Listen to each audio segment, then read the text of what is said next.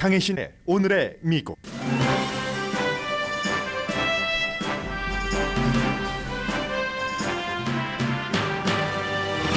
이달에 있을 이자율 인상 규모는 0.75%포인트가 거의 확실하다고 월스트리트저널이 보도했습니다. 유럽을 시작으로 세계가 경기 침체를 겪고 회복되려면 몇 년이 걸릴 것이라고 뉴욕타임스가 보도했습니다. 공화당 4명 가운데 1명을 포함해 58%의 미국인은 트럼프 전 대통령이 주도하는 미국을 위대하게라는 마가가 민주주의의 위협이라고 생각합니다. 로이터 통신 여론조사 결과입니다. NPR과 PBS 방송 여론조사 결과에 따르면 유권자의 최대 관심은 인플레이션과 낙태고, 오늘 선거가 치러진다면 민주당에 투표하겠다는 사람이 공화당에 투표하겠다는 사람보다 조금 많았습니다. 그러나 스윙 스테이트에서는 공화당 성향의 유권자가 많다는 걸 감안해야 합니다. 캐런 베스 LA시장 후보가 USC에서 석사학위를 받는 조건으로 USC의 이로운 법안 마련을 주도했을 수 있다는 혐의를 받고 있다고 LA타임스가 보도했습니다. 현대와 기아의 유행처럼 번지는 절도 사건을 월스트리트저널도 전합니다. 우크라이나 수도를 깜짝 방문한 미국 국무장관이 우크라이나와 유럽 18개국에 20억 달러의 군사 지원을 할 것이라고 밝혔습니다. 러시아와 최종 협상할 때 좋은 입지를 마련하기 위함과 나토를 강화하기 위한 목적입니다.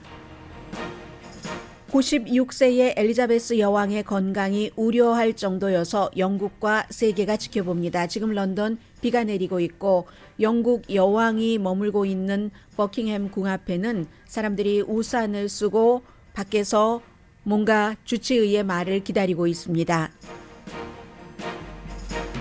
여러분 안녕하십니까? 오늘의 미국 강혜신입니다. 미국은 뉴스를 보도할 때 다른 나라보다 영국에 대해서는 상당히 깊은 배려, 그리고 대단한 존중을 표시합니다. 오늘 아침부터 영국 여왕이 건강이 우려할 정도다 하니까 지금 아들 그 옆에 있고 며느리와 함께 또 손주들도 엘리자베스 여왕 곁으로 가고 있습니다. 이 같은 내용을 보도를 하는데 거의 모든 뉴스를 케이블 뉴스의 경우에는 뒤로 제치고 하고 있습니다. 오늘의 미국에서는 그 정도까지 보도해드릴 지금 그 시점은 아니라고 생각이 돼서 오늘의 미국 뒷부분에 조금 전해드리고 상황이 있는 대로 보도를 해드리겠습니다. 한국 사람들이 가장 익숙한 왕실하면은 일본과 영국 이 두 나라가 생각이 되고, 여러 가지 정치적으로 직접적인 권한을 하지는 않지만 일본이나 영국이나 민주주의에 있어서 영국의 왕실 또 일본의 왕실이 차지하고 있는 비중이 있기 때문에 얼마 남지 않은 중요한 세계사의 흐름에서 아주 한복판에 있는 국가, 그리고 지금 엘리자베스 여왕 같은 경우는 20대 말부터 28살 때부터 본인이 여왕으로 계속 영국을 지켜왔었기 때문에 세계가 그의 건강이 우려된다 하고 가족들이 모여드는 상황까지 간 것은 물론 빅뉴스는 빅뉴스입니다. 미국도 모든 케이블 텔레비전 동원할 수 있는 특파원들 전부 버킹엄 궁전 앞으로 동원을 시켜서 시시각각 지금 방송을 하고 있습니다. 오늘 저는 그보다는 경제 뉴스를 전해드리겠습니다. 하나는 미국의 이자율과, 그리고 또 하나는 영국을 포함한 유럽, 중국, 미국, 그리고 요즘 경제가 굉장히 나쁜데 이득을 보는 국가도 있습니다. 예를 들어서 인도네시아, 인도, 베트남, 아프리카의 일부 국가들인데, 그럼에도 불구하고 세계 경제를 주도하는 그런 국가들은 유럽, 영국과 독일을 중심으로 한, 그리고 중국, 미국이기 때문에 이런 나라들의 경제가 어떻게 될 것인가 하는 전문가들의 예상을 조금 전해드리겠습니다. 먼저 월스트리트저널에서 어제 오후부터 보도가 돼서 인터넷 웹사이트예요. 지금 어제부터 지금까지 이 기사가 나온 뒤에 가장 많은 사람들이 읽고 있는 기사입니다.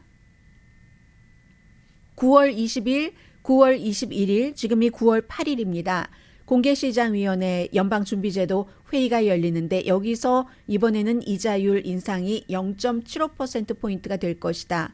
월스트리트저널이 전문가들에게 물어봐서 예상을 한 결과입니다.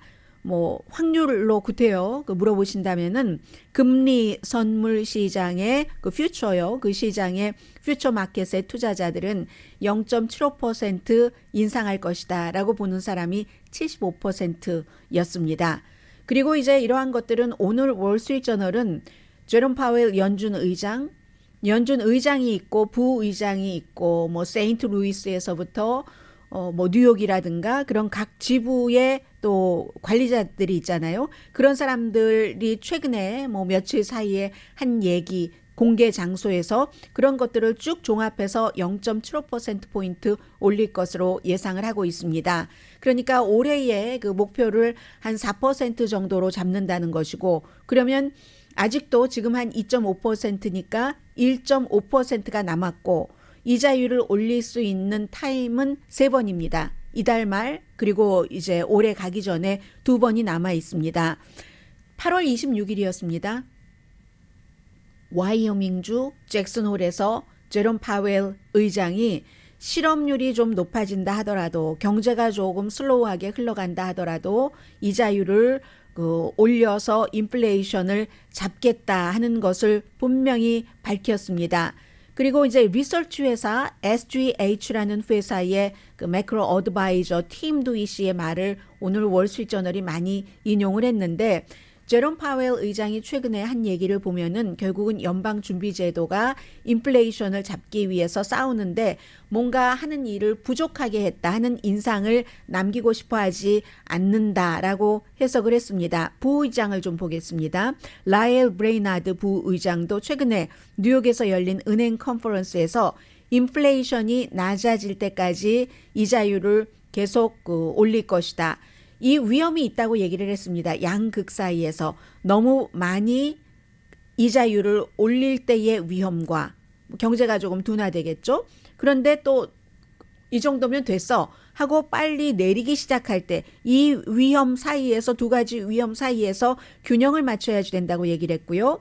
7월 달에 연방준비제도의 은행 분야의 감독 부의장으로 일을 하기 시작한 마이클 바, 이분은 인플레이션이 물가 인상이 금리를 너무 많이 올려서 경제가 조금 위축되고 주식시장이 나빠지고 할 때 나오는 위험보다 물가 상승률이 너무 큰 게 더 위험하다. 그러니까 물가 상승률 우선 이자율을 올려야지 된다고 얘기를 했습니다. 세인트루이스의 연준 그 총재인 제임스 블러드 8월 18일에 인터뷰에서 왜 금리 인상을 지금부터 조금 줄여야지 된다고 얘기를 하는지 잘 모르겠다. 차라리 빨리 하는 게 낫다라고 얘기를 했고요. 뉴욕의 연준 그 총재인 존 윌리엄스도 지난주에 연말까지 이자율을 어떻게 할 것인지, 이게 지금부터 뭐 금요일에 나오는 여러 가지 그 경제 데이터도 있고 하잖아요. 그런 것을 보고 다음 그 단계를 밟아야지 되지만, 그렇지만 아마도 이자율을 연말까지는 올려야지 될 것이다라고 얘기를 했고요. 또 클리블랜드의 연준 총재인 로레타 마스터는 물가 상승률을 감안을 한 실질적인 단기 금리는 아직도 사실 0%보다 낮기 때문에 실질적으로는, 그래서 더 올려야지 된다. 내년 초까지도 4% 이자율을 유지를 해야지 된다. 내년 초에도 한동안은. 그리고 그 이후에는 여러 상황을 보면서 결정을 해야지 된다고 얘기를 했습니다.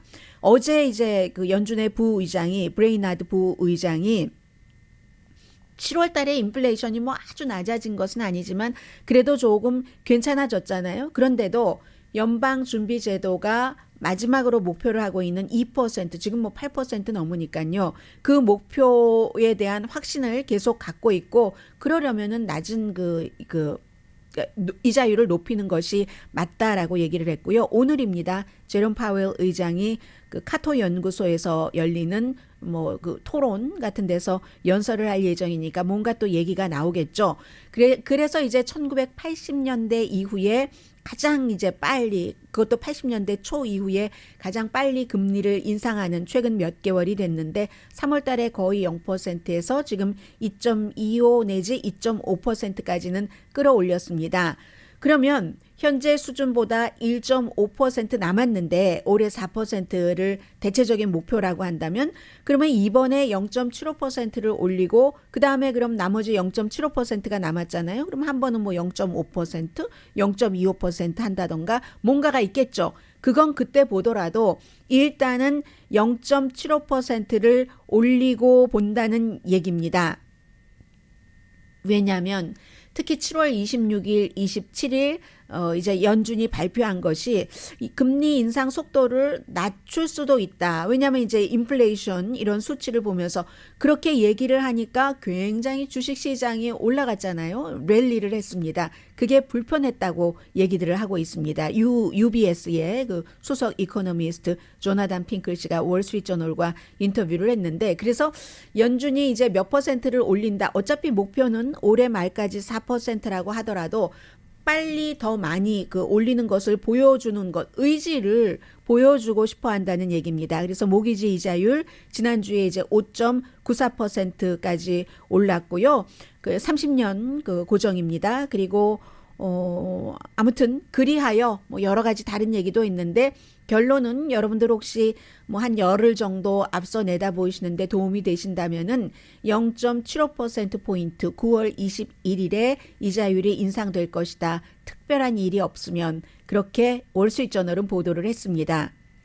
그리고 지금부터 세계 경제가 어떻게 될 것인가? 지난 몇 년 동안 세계 경제는 코비드-19으로 모든 나라가 공통적으로 거의 모든 나라가 어려웠었고요. 그리고 2월 24일 러시아가 우크라이나를 침공하고 그 이후에 많은 국가별의 작은 사안, 큰 사안이 있지만 공통적으로는 에너지입니다. 이제 러시아가 유럽 쪽에 뭘 또 안 보낸다고 하고 하니까 유럽이 뭐 에너지 값이 80%가 비싸져서 올겨울 추워서 어떻게 사는가, 이거 빈부격차가 더 심각해지겠네, 이런 여러 가지 얘기가 나오고 있는데 오늘 뉴욕타임스가 아주 긴 내용의 기사를 실었습니다.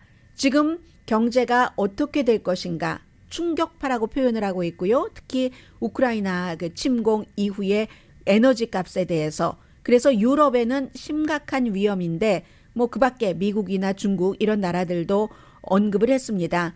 정책 입안자들은 이제 러시아로부터의 그 에너지 공급을 어떻게 할 것인가 이제 이 문제를 굉장히 많이 그 얘기를 할 것이고요. 어쨌든 수십 년 만에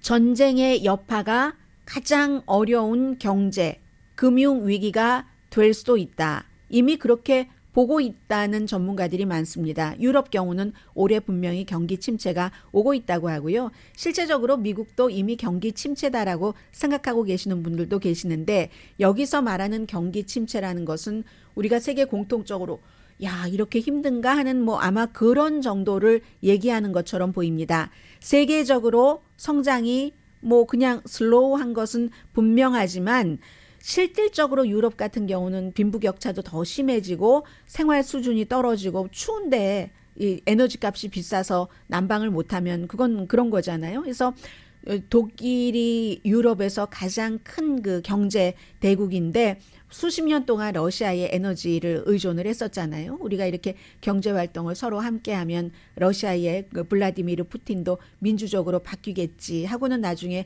뒤통수 확 얻어맞은 거죠. 이제부터라도 지금 힘들어도 우리도 의존도 줄이겠다 하고 러시아도 갖고 있는 무기가 에너지니까 그래? 그럼 어디 춥고 배고프게 견뎌봐. 우리 안 팔어. 이렇게 나오는 거고요. 독일, 프랑스, 핀란드 정부까지 지금 그 국내의 전력 회사들이 이러다가는 값이 80%가 오른다고 하는데 파산할 수도 있으니까 그것을 막는데 최선을 다하고 있습니다. 그래서 유럽의 경우는 경제가 이렇게 어려워지면 분열된 사회, 이것이 유럽의 분열된 사회가 세계를 같이 분열로 이끌어갈 수도 있고 1970년대 이후에 겪어보지 못한 어떠한 일들이 일어날 수 있다. 옥스퍼드 대학교의 세계화와 뭐 디벨롭먼트 개발 그런 것을 전문으로 하고 있는 교수 이안 골딘 교수가 한 얘기입니다. 세계 다른 지역도 다 압박을 받고 있는데요. 미국은 지금 이렇게 물가 인상률 때문에 이자율을 올려야지 되는 압박을 받고 있습니다. 그래서 성장이 당연히 미국도 둔화되는 거고 아직까지는 노동시장이 강하기는 한다고 하지만 경제도 조금 진전이 있지만 중국이 문제입니다. 뉴욕타임스는 이 코비드 19 이후에 요즘은 우리가 막 그 때때로 다 팔로우업을 안 하니까 잊었지만 중국은 최근에도 한 3억 명 정도가 수십 개 도시에서 완전히 또는 부분적으로 폐쇄 조치를 당했습니다. 아직도 코비드 19에 대한 전쟁을 중국은 하고 있는 겁니다. 그러니까 반복적으로 경제를 마비시키고 있고 세계의 공급망을 무척 지금까지도 혼란시키고 있고 게다 대고 중국은 이 코비드뿐만이 아니라 가뭄도 있었죠. 홍수도 있었죠. 이런 것 때문에 이제 수력발전소의 그 발전이 그 가동이 중단되기도 했고요. 또 하나는 부동산 시장이 중국이 너무나 불안해서 사람들이 중국에서 집을 살 때 아직 다 짓지는 않았지만 융자를 받아서 집이 다 완성되기 전에 완공되기 전부터 이제 돈 받아서 돈을 갚기 시작하는데 저게 완공될지 모르겠어. 지금 경제 상황을 보면은 하면서 그렇게 의심하고 돈을 안 갚기 시작한답니다. 지금 중국 사람들이요. 확신을 잃는 거죠. 부동산 시장에 대해서. 내가 돈만 내고 집이 안 지어질 것 같아? 뭐 이런 생각들을 하고 있는 중국 사람들이 늘어나고 8월 달에 무역에서 타격을 입었습니다. 물론 중국이라는 국가가 경제 성장률이 너무너무 높은 국가였기 때문에 전반적으로는 유럽이라든가 미국에 비해서는 수치상으로는 경제 그 성장 속도가 앞서가긴 할 겁니다. 그렇지만 올해 지난 10년 만에 가장 느린 속도로 중국도 성장을 한다는 거죠. 중국의 이런 경제 성장의 슬로우화는 세계 모든 사람들, 한국에서도 미국에서도 중국과 크게 작게 물건을 주고받는 그런 분들 계시잖아요. 돈 거래도 해야지 되고 물건 거래도 해야지 되고 그런 중국이 이제 어려워 보이고요. 그에 비해서 세계 여러 나라의 중국을 제외하고 필수품이라든가 어떤 그 필수 자재, 원료 그 나라가 너무 발달하지는 않았지만 원료는 있는 자재를 원자재를 수출하는 그런 국가들은 조금 이득을 보고 있습니다. 중동이라든가 아프리카라든가 북아프리카 특히 뭐 에너지 생산국이라면은 더 하고요. 인도와 인도네시아의 경우는 내수가 굉장히 증가해서 지금 뭐 괜찮고요. 예상보다 빠른 속도로 경제가 성장합니다. 베트남 같은 경우는 전부터 지속돼 왔던 것 그리고 특히 여러 가지 상황으로 중국과 우리가 조금 이제 거리두기를 하면서 뭔가 무역에 있어서 다변화를 해야지 되겠어라는 국가가 많아졌지만 더 많아진 겁니다. 팬데믹 이후에. 그래서 이제 중국의 해안가 쭉 그 산업이 굉장히 지금 잘 되고 있는데 그럼에도 불구하고 인도네시아, 인도, 뭐 중국 또 뭐 중동이라든가 북아프리카가 조금 잘 되면 뭐합니까? 세계 경제의 한 3분의 2는 중국, 미국, 유럽으로 유로존 이렇게 돌아가고 있기 때문에 경제 활동의 3분의 2가 그렇습니다. 그래서 어떠한 국가도 유럽이 타격을 입는다면 중국이 타격을 입는다면 미국의 경제가 슬로우한다면 거기를 빠져나갈 수가 없는 거죠. 그리고 이런 때 가장 어렵게 고통을 받는 사람들은 가난한 국가입니다. 가난하고 오일이 안 나오는 국가가 최고로 힘든 거죠. 에너지를 써야지 되는데 에너지 값이 계속 비싸지고 하니까 그래서 이제 유럽 같은 경우는 10억 달러를 들여서 유럽 그 에너지 장관이 긴급 회의를 해서 뭔가 대대적으로 우리 대책을 마련을 해야지 되겠다 하고 있고 IMF도 이거 심상치 않아 하는 여러 가지 계획을 세우고 있고요. 현재로서는 이 가격 맞추기가 힘들답니다. 뭐 식품이라든가 뭐 여러 가지 자전거라든가 분유라든가 이런 것을 만들어서 팔 때 충분한 이윤이 남지 않기 때문에 소비자가 원하는 만큼 생산을 하기가 힘들다는 얘기고요.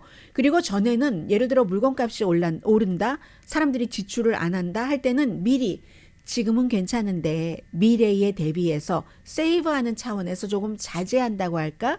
그런 면이었는데 지금은 그리고 이제 조금 마음이 편안해지면 다시 돌아오는데 지금은 그게 아니랍니다. 실제로 쓸 돈도 없고 못 쓰는 곳에서는 쓸 물건도 없고 그런 거. 그리고 이제 이 모든 에너지라는 게 다 그 가운데 들어가 있는데 에너지라는 것도 친환경이라는 게 있잖아요. 기후변화와 함께 여러 가지 미국에서 요즘에 어려움을 겪고 있는 문제가 간단치 않은 겁니다. 아무리 국가에서 단계적으로 뭐 에너지 값을 여기로 딱 그 모자를 씌우자, 일단은 여기까지만 하자 하더라도 그건 단계적인 거지. 그렇게 하면 사람들이 습관을 바꾸질 않는다는 겁니다. 에너지 사용에 있어서 어려우니까 뭐 정부에서 이렇게 저렇게 해서 조금 가격을 내려주네 하면 근본 문제가 해결되지 않는 거죠. 그래서 이자율을 인위적으로 내리는 것, 에너지 값에 딱 그 모자를 씌운다던가 이런 것만으로는 지금 전 세계가 딱 그 코비드 19 이후에 러시아가 우크라이나를 침공한 이후에 얽혀있는 여러 가지 문제를 풀어 헤치면서 경기 침체를 겪더라도 살짝 겪고 빠져나온다던가 하기에는 조금 모자란다. 뭐 이런 얘기. 역사상 어쩌면은 가장 큰 재앙을 겪을지도 모른다. 옥스포드의 그 골든 교수가 그렇게 얘기를 했습니다. 지금 이 상황에서 영국이야말로 인플레이션이 올해 말에 14%까지 오를 수도 있다고 하는데 수십 년 동안 지금 96세잖아요. 28살 때부터 그 자리에 그대로 때로는 2줄, 때로는 3줄 그 진주 목걸이하고 귀걸이하고 했었던 그 엘리자베스 여왕의 건강, 영국은 지금 굉장히 우울할 겁니다. 이 같은 그 경제 뉴스, 여왕 뉴스, 뭐 새로운 총리가 나왔지만 참 이상하네요. 새로운 총리와 영국 엘리자베스 여왕이 악수를 할 때 보면은 건강이 오늘 며칠 뒤에 이렇게 우려된다. 가족들 다 모여라 발표할 정도는 아닌 것 같은데 역시 알 수 없는 일들이 정말 인간의 운명 앞에서는 일어납니다. 잠시 뒤에 미국이 선거를 얼마 남기지 않고 분위기가 바뀌고 있습니다. 그런데 분위기가 바뀌기는 바뀌는데요. 그 바뀌는 것이 지금 요즘 얘기 들어보면 민주당에 좋다 하는데 또 꼭 그렇지도 않습니다. 그런 게 장담되지도 않거든요. 정치 기류가 어떻게 바뀌고 있는지 잠시 뒤에 전해드립니다. 라디오 서울 방송 오늘의 미국 듣고 계십니다. 네, 지금 사람들은 그 버킹엄궁 앞에 많이 있지만 여왕은 스코틀랜드 그 발모롤 성에서 지금 의료진들의 여러 가지 그 케어를 받고 있습니다. 영국에 비가 많이 내리고 있고요. 네 자녀 또 윌리엄 왕자 전부 이 엘리자베스 여왕이 있는 곳으로 궁으로 들어갔고요. 좀 전에 자동차들이 많이 들어갔습니다. 해리 왕자는 가고 있는 중이고 와이프는 아마 함께 가지 않는 것 같네요. 아마 해리 왕자가 영국에서 그 행사가 있었기 때문에 영국 현지에 있었던 것 같습니다.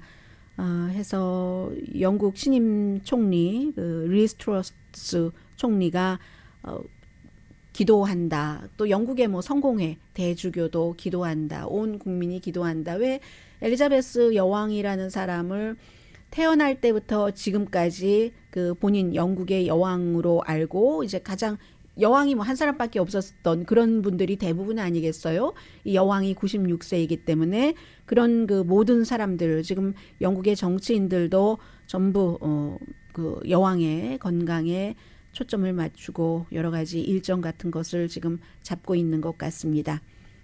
미국 정치를 보면은 로이터 통신과 입소스 그리고 NPR과 PBS 방송의 여론조사 결과로 최근에 얼마나 빨리 여론이 바뀌고 있는가 하는 것을 전해드리겠습니다. 어제 로이터와 입소스가 여론조사를 했더니 미국 사람들이 공화당 4명 가운데 1명을 포함해서 58%가 트럼프 전 대통령이 늘 말하는 마가, 미국을 다시 위대하게 make America great again이죠. 이 마가 약자, 이게 민주주의를 오히려 위협한다, 기반을 위협한다라고 답변을 했습니다. 그러나 반면에 9월 1일이 아니었죠. 9월 1일이었죠. 처음에는 9월 5일 노동절에도 그랬지만 바이든 대통령이 공화당 자체는 전반적인 공화당을 공격하진 않으면서 역시 마가를 공격하고 있잖아요.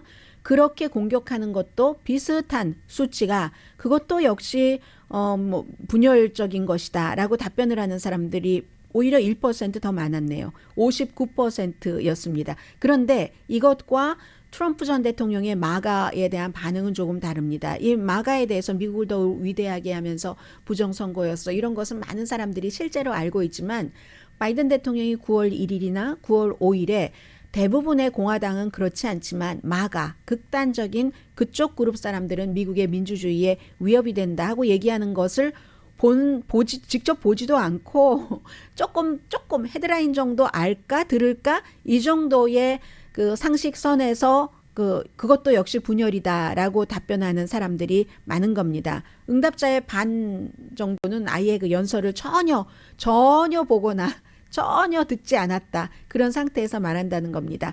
왜 친구들끼리 얘기할 때도 보면요. 저는 이제 직업이 이런 직업이니까 이런 비슷한 직업의 친구들이 있지 않겠어요? 어떠한 이슈를 얘기할 때 어떤 때는 여러 가지 상황과 이유에 의해서 전체적으로 그 뉴스 원의 말이라든가 그 뉴스 자체를 본인이 쭉 한번 팔로우업을 하고 하는 게 아니라 심지어 저희처럼 이런 업계에서 일하는 사람들도 뉴스가 너무 많으니까 어디 다른 매체에서 살짝 전해주는 헤드라인 정도를 듣고 얘기할 때가 많이 있거든요. 그러니 일반 사람들은 오죽하겠습니까? 아무튼 이렇다는 것이 있고 공화당 사람들의 60%는 트럼프 전 대통령의 마가 이 운동이 당의 다수를 대표한다고 생각하지 않는답니다.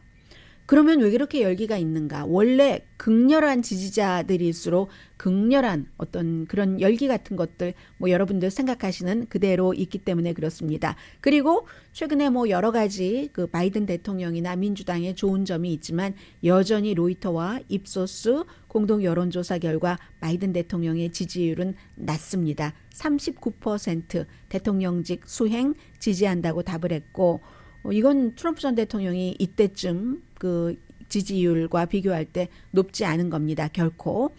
411명의 민주당원, 397명의 공화당 포함해서 103명의 성인을 대상으로 조사를 했습니다. 표본은 뭐 그냥 평균 정도 표본이고요. 오차 범위는 4%포인트. 그리고 NPR 방송과 PBS의 여론조사 결과가 중요해 보입니다. 어찌 보면 더 중요할 수도 있습니다. 사람들이 가장 중요하게 생각하는 건 인플레이션이었습니다. 그리고 두 번째가 낙태였거든요. 그런데 그 밖에는 공화당이 경제를 잘할 것이다 라고 얘기한 사람들이 많았고요. 낙태 문제로 무소속과 민주당이 굉장히 그 힘은 조금 받았다는 겁니다. 아, 투표하러 가야지 되겠어? 그런데 이것도 몰라요. 반대로 민주당과 무소속이 저런데 하고 선거 막판에 공화당이 그러면 안 되지 하고 공화당이 갈 수도 있는 문제고요. 바이든 대통령 지지율은 지난번에 7월 달에 같은 여론조사에서 36%였는데 지금은 41%로 5%포인트 올라갔습니다. 주로 무소속, 무당파들이 많이 지지를 했답니다. 무소속이 아니라 무당파들이 한 10포인트 정도 무당파 사이에서의 인기가 올라갔거든요. 7월 달에 비해서. 만약에 오늘 선거가 치러진다면 저는 민주당에게 투표하겠어요. 48%. 공화당에게 투표하겠어요. 44%.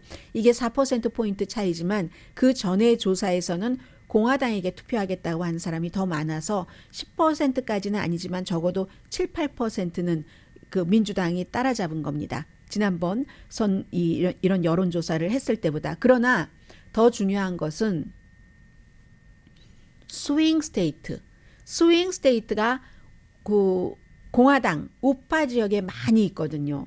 그렇기 때문에 이걸 감안하면 지금 이 내용 가지고 민주당이 많이 괜찮아졌네. 뭐 상원은 민주당이 다수당을 차지할 확률이 뭐 네이 실버 같은 경우에 538 같은 경우는 뭐 60 몇 %였었죠? 60% 조금 넘었던 것 같은데 그렇다고 하네. 이것도 안심할 수 있는 일은 아니고요. 어쨌든 기본적으로 사람들이 가장 크게 전반적으로 공화, 민주, 무당파 할 것 없이 관심을 갖고 있는 이슈가 30%가 저에게 제일 중요합니다. 인플레이션. 그리고 낙태가 22%라니요. 낙태는 가임 여성의 인구가 얼마나 되겠습니까? 그런데도 이게 22%나 되고 세 번째가 헬스케어입니다.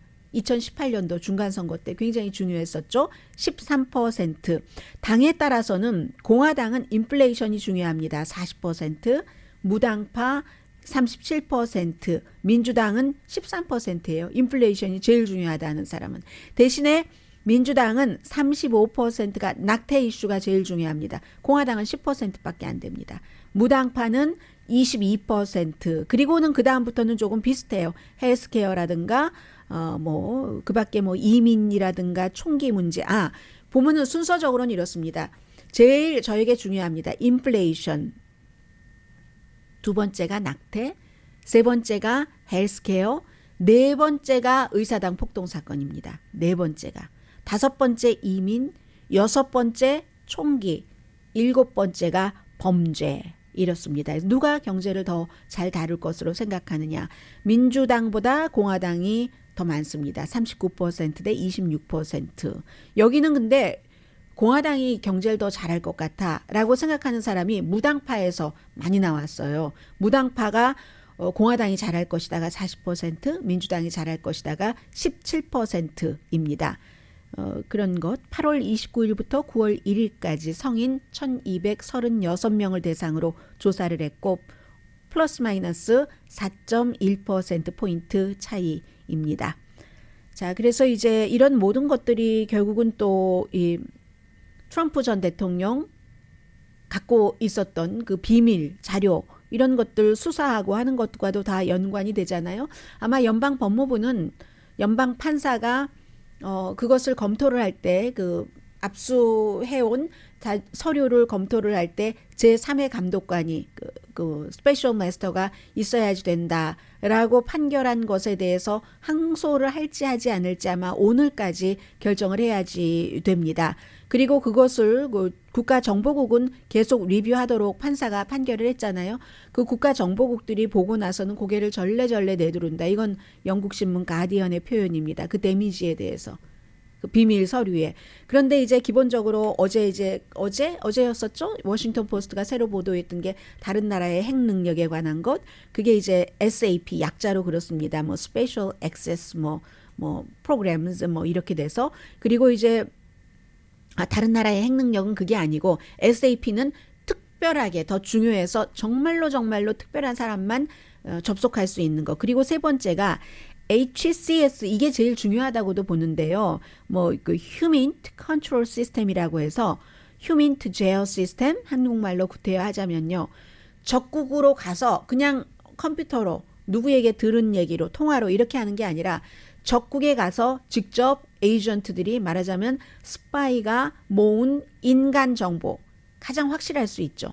이런 것들이 그런 것 이것도 이제 많이 노출됐다는 건데 이건 그 사람들의 신원이 노출되면은 생명이 위험하잖아요. 어찌 보면 이게 제일 중요한 것이랄 수도 있고요. 아무튼 그렇습니다. 그리고 그 사이에도 미국에서는 라스베가스에서 멤피스에서 총격 사건이 일어나서 라스베가스에서는 공직자가 기자를 총으로 쏘고 이런 일들 그 총기 사건은 계속 일어나고 있습니다. 잠시 뒤에 로스앤젤레스 시장 선거 관련 그리고 현대와 기아 자동차가 절도당하는 것이 이제는 오늘 보니까 그 월스트리트저널도 아주 크게 보도했습니다. 잠시 뒤에 전해드립니다.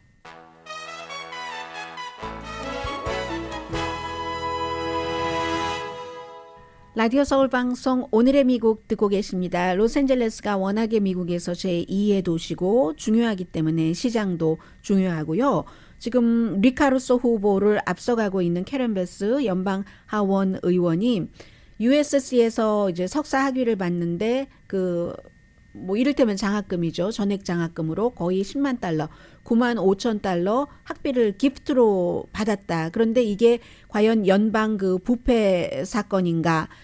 지금 이 케이스 자체는 마크 리들리 토마스 전 슈퍼바이저 그리고 아들이 연루가 됐고 USC에서 이제 이 사건이 기소가 돼서 조사받고 재판 진행 중인데 한마디로 USC는 사립대학교인데 사립대학교도 공립대학교와 마찬가지로 사회복지 소셜 워커들을 키워내고 하는데 어떠한 정부의 지원금을 받을 수 있도록 예를 들어서 연방 하원 의원이니까 그러한 법안을 마련하도록 해달라는 취지에서 등록금을 무료로 약 10만 달러를 해서 이 사람은 석사 학위를 2012년도에 처음으로 온라인 등록을 했다고 해요. 해서 받았다는 겁니다. 그리고 이제 그 졸업식을 할 때도 이 캐런 베스 연방 하원 의원과 바로 그 프로그램을 추진했었던 사람이 막 포옹하고 이런 것이 있었다. 캐런 베스 그 하원 의원은 그건 대가성이 아니다. 그리고 그 법안이 통과되지는 않았습니다.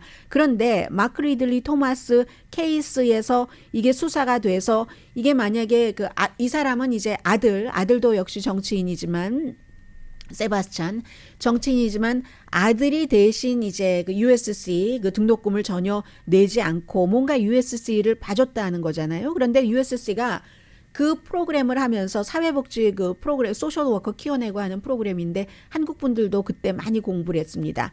학교에서 전부 가르치는 것도 아니고 다른 이제 사설기관 온라인으로 공부하고 다른 사설 학원 같은 데에 많이 그걸 줘서 엄청나게 나중에 돈 벌었죠. USC가. 그런 것을 또 이 카운티나 다른 데 정부 보조금으로 받기도 했고 그것이 이제 정치인들을 뒤에서 이러한 대가를 주고 조정을 해서 USC가 대가를 받아서 조금 성장을 해서 나중에는 그게 굉장히 커졌지만 또 나중에 그건 또 다른 문제가 됐었죠.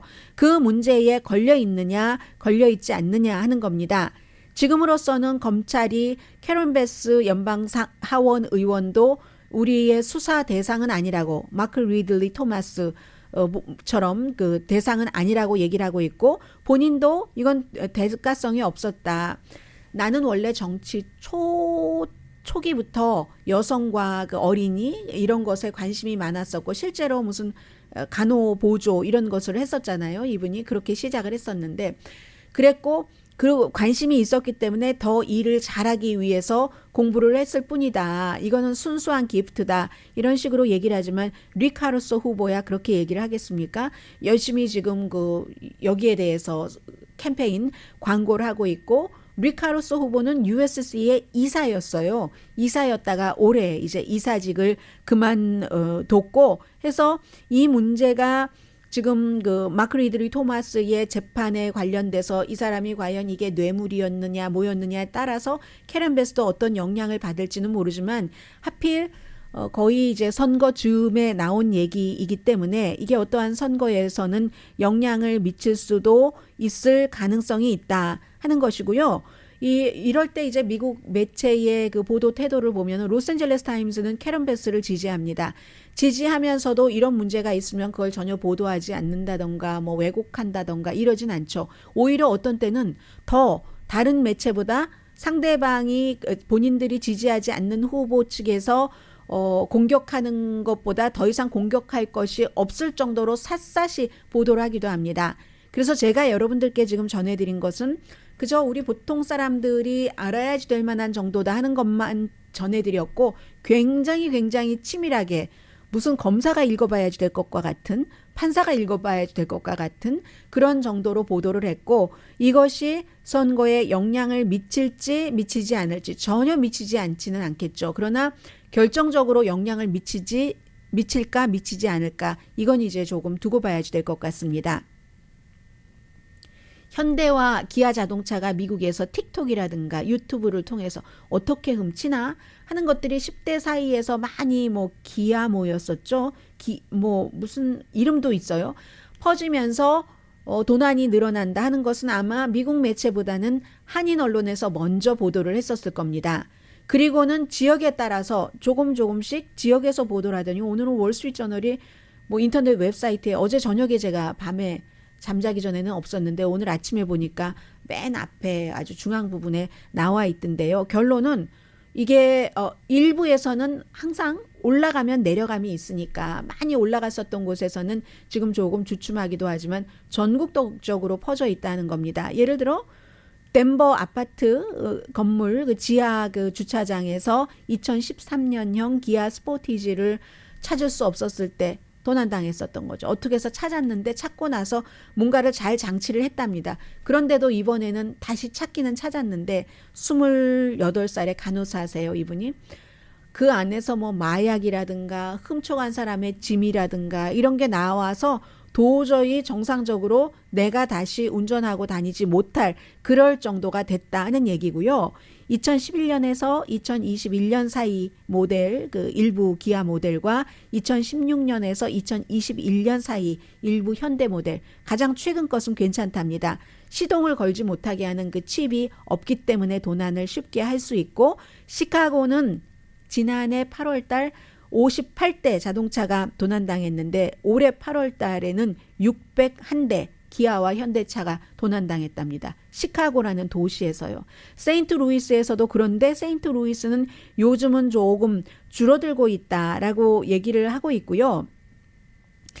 기아 보이즈라는 그 제목이네요. 완전 바이러스 형태의 어떻게 기아 현대 자동차를 훔치나 하는 거잖아요. 그리고 도난이 가장 많이 발생하는 시간은 5시다라고 얘기를 하고 차를 다시 무슨 그 훔친 차를 찾더라도 수리하려면 돈 들고 어떤 경우는 보험회사에서 반 정도만 부담을 하고 반은 대주지도 않고 하기 때문에 이게 굉장히 지금 문제다 하는 내용을 오늘 월스트리트저널이 보도를 했고요.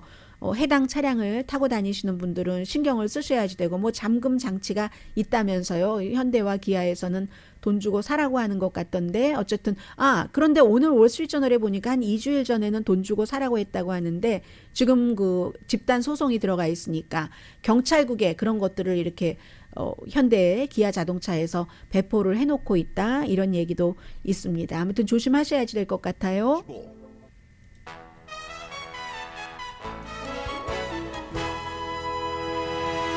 오늘의 미국 도와주시는 분부터 말씀드리는 게 낫겠는데요. 미국의 국무장관은 그 우크라이나의 수도 키브를 말 그대로 깜짝 방문을 했고 또 로이드 어스틴 국방장관은 독일을 방문했습니다. 이게 전부 우크라이나를 보호하면서 중간에 그 주변의 다른 국가들도 러시아로부터 주권을 지키도록 하는 게 미국의 목표이기 때문에 그렇습니다.